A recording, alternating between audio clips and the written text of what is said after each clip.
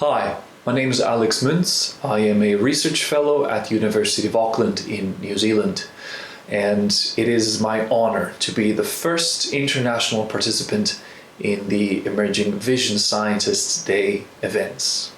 My research is on dry eye disease.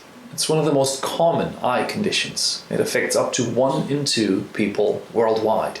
And chances are you know that feeling of discomfort, the dryness, the stinging, burning, perhaps watery eyes after a long, dry day or after endless hours spent in front of a computer screen. Those sensations often go along with poor vision and damage to the ocular surface. These are common in dry eye. When these become permanent or chronic, that's when we really start to see patient quality of life beginning to degrade. Stress, anxiety, and depression are common in dry eye, but so is decreased productivity in the workplace, which affects not only the patient directly, but also the economy. And because there is no cure to dry eye, the combined burden on the US healthcare and economy amounts to over $55 billion each year, a figure that's predicted to rise due to the aging population, because dry eye is primarily an aging-related condition. But recently, we're starting to see dry eye in a completely unexpected patient category. Now, there are many things that can cause dry eye. Some we cannot do much about, such as age, sex, or ethnicity. And others that we can do something about, such as the food we eat, the medications we take, the environment we spend our time in, or what we do with our eyes. And lately, that's been a lot of screen time. The problem is, screen time now starts at a very young age and takes up most of our waking hours. Evidence increasingly suggests that extended screen time from an early age has many negative associations with various outcomes across health, well-being, as well as educational outcomes. And interestingly, screen time also changes the way we blink. Now, we normally blink up to 10,000 times each day. This covers the sensitive eye surface with a fresh layer of tears with every blink and protects the eye, enabling good, comfortable vision. But when we are engaged with a dynamic, interactive, sometimes outright addictive screen, we tend to blink less, up to 90% less in fact, which causes that thin layer of tears to evaporate more quickly, expose the sensitive eye surface, leading to that stinging sensation you will feel if you keep your eyes open for too long.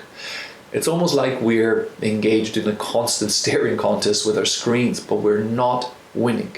With time, these signs and symptoms can become chronic, permanent, some of them irreversible.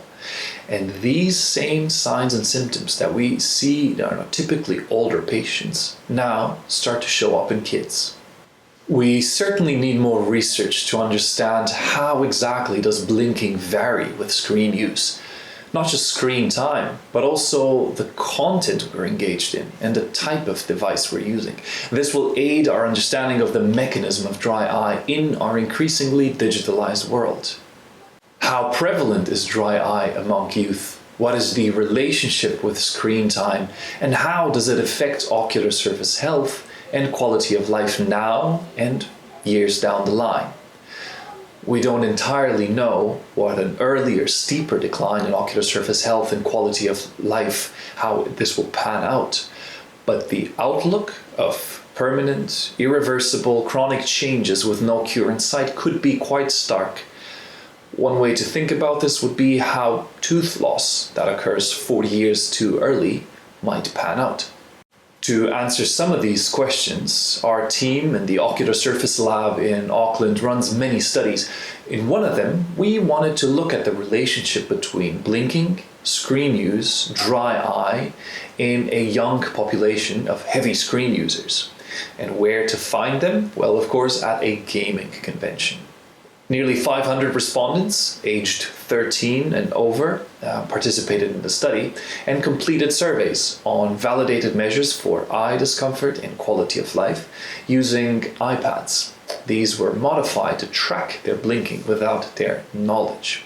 Overall, the study population reported an average of 43 hours of total weekly screen time. This was pre-COVID. Over 90% of the study population reported clinically significant levels of dry eye symptoms, which correlated with screen use, with reduced blinking behavior, and with decreased quality of life. But at the end of the day, we must acknowledge that screens are here to stay. And this was obvious even before COVID. Screens certainly play a role at work, in school, and at home, and developing the digital skills is crucial. But at what cost? We need to start considering prevention and management strategies, as well as educational approaches.